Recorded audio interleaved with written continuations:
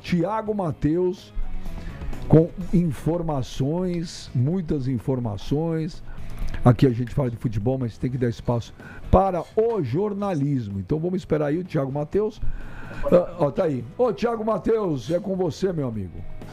Tudo bem, Meija? Um abraço para você, um abraço para toda a equipe aí do Papo de Craque Segundo Tempo. Vamos falar de duas notícias, uma de Brasília, mas começando primeiro com São Paulo, a nossa cidade, né, Benja, que mais uma vez sofreu aí por conta das fortes chuvas, né? Na tarde desta terça-feira tivemos alagamentos na cidade de São Paulo, bloqueios em algumas vias, né, inclusive, e mais de 80 mil imóveis sem luz, novamente se deparando aí com uma situação que já vivemos, né, dias atrás. A Defesa Civil, inclusive, Benja, ela emitiu um alerta lá por volta de umas 3h15 da tarde de hoje, informando que a chuva forte estava se espalhando pela zona sul, oeste e central da cidade de São Paulo, né?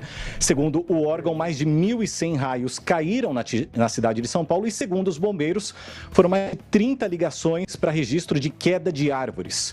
Mais emblemático, na tarde desta terça-feira, foi a árvore que caiu na Rua da Consolação e atrapalha ainda o trânsito do motorista que segue no sentido da Avenida Paulista, para quem vai no sentido do Pacaembu, porque a gente ainda tem a faixa da esquerda dos ônibus, que ela segue bloqueada neste instante. Então, muito trânsito ainda na cidade, segundo a CET, são mais de 400 quilômetros de vias congestionadas e, apesar desse incidente, a CET não liberou o rodízio de veículos, está valendo para placas finais 3 e 4 até as 8 horas da noite. Essas são as notícias de São Paulo, Benja. Agora, em Brasília, a movimentação está intensa por lá, porque o ministro da Fazenda, o Fernando Haddad, ele vai deixar, né, o ministério em algumas semanas e já indicou um substituto. Quem deve assumir aí a pasta é o atual secretário executivo, Dário Durigan, que hoje é o número 2 da pasta.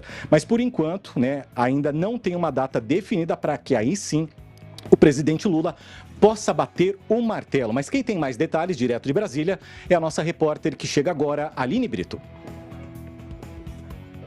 Dário Durigan é o secretário executivo do Ministério da Fazenda. Ele já trabalhou com o ministro Fernando Haddad quando Haddad era governador de São Paulo. Ele chegou a ser secretário